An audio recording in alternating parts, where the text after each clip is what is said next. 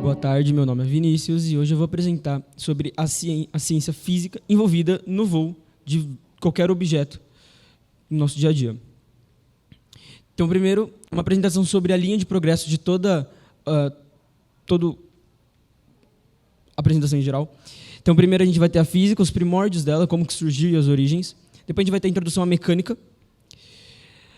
Depois, um desenho esquemático, então uma forma mais fácil de observar e de encarar o problema. Depois, uma apresentação matemática sobre o problema. Depois, uma conclusão sobre quais são as possibilidades de desenvolvimento daquele problema e o que a gente pode aprender sobre aquilo. E, por último, uma finalização e projeções futuras sobre a aviação em geral. Então, primeiro, o que é a física? Física é o ramo da ciência que se especializa em compreender a natureza e as propriedades da matéria e da energia. Primeiramente, como surgiu a física.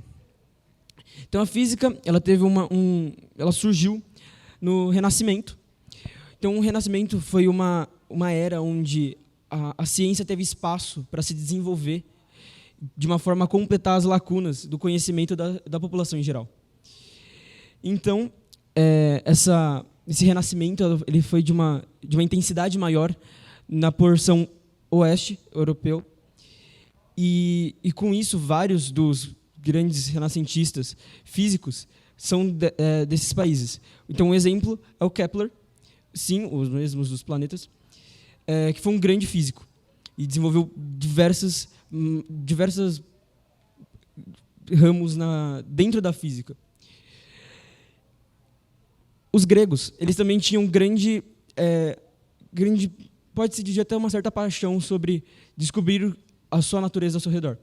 Então, a física, como é o estudo da natureza e das propriedades da matéria e da energia, então, os gregos pode-se dizer que eles faziam física, mas não nos mesmos conceitos da física que a gente tem hoje. Por isso que Tales, um dos grandes matemáticos ou físicos da Grécia Antiga, pode ser considerado também um físico, mas não com os mesmos conceitos e mesmas cargas científicas.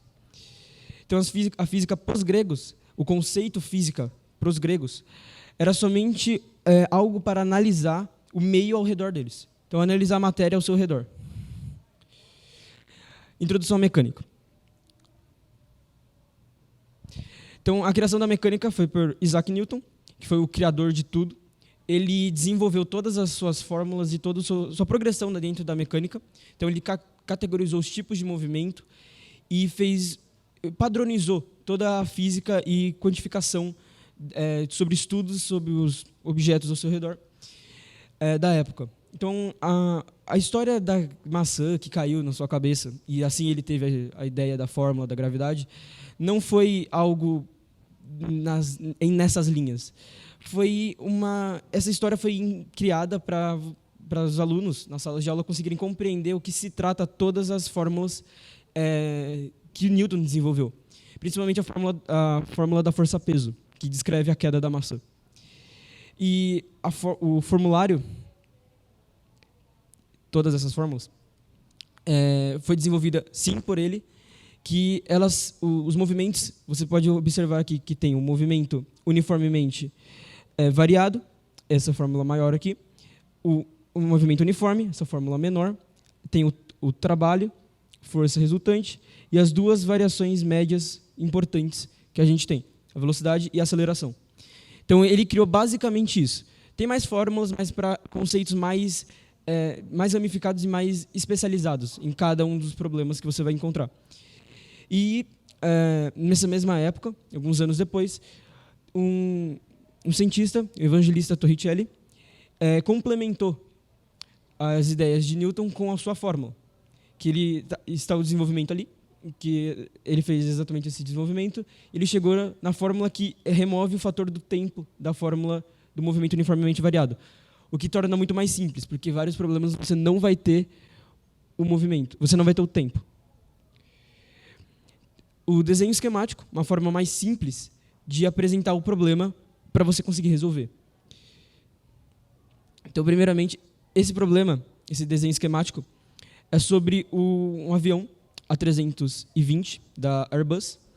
E aqui estão descritas todas as fórmulas necessárias e todas as forças em suas corretas direções. Então, a força de sustentação, força-peso, empuxo do motor, a resistência do ar e a força de atrito.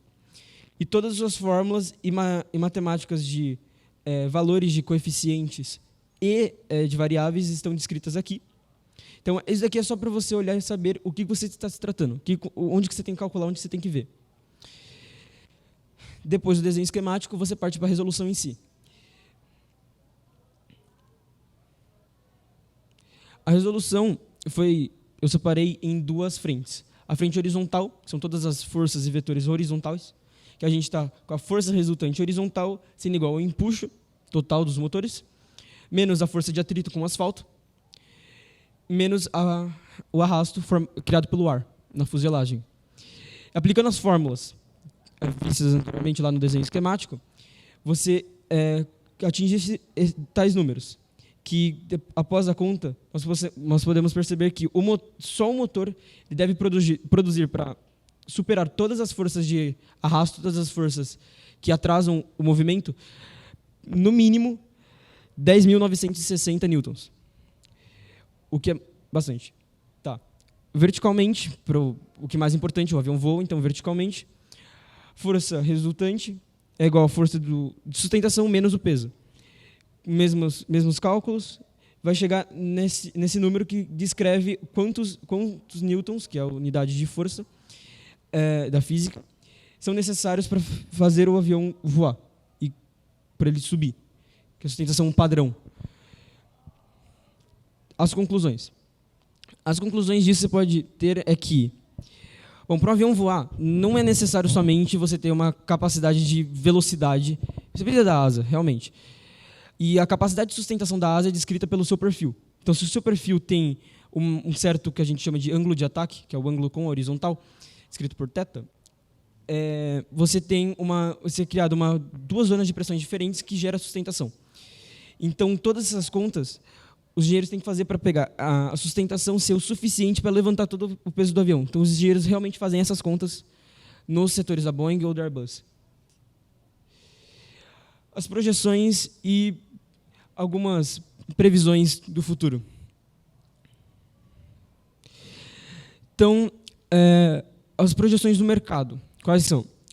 Então, o mercado ele sempre está buscando um menor impacto de carbono no meio ambiente, o que está descrito ali em cima. Então, os aviões vão ter não pode ter menor gasto de combustível ou um combustível mais eficiente. A maior segurança no voo. Sim, a gente tem vários sistemas atualmente de redundância no avião, então se um sistema falhar, vou ter o outro de backup. Mas esses sistemas tendem a aumentar porque só traz segurança e o custo adicional é válido por salvar vidas. A distância de voo máxima vai ser aumentada, então com um combustível mais eficiente, você pode colocar a mesma quantidade que você coloca hoje e ter um voo maior, mais longo do que você tem hoje. E embaixo, que traduz todos os tópicos de cima, é a eficiência do combustível em geral que você está utilizando na aeronave. Obrigado por assistir minha apresentação. É isso, acabou.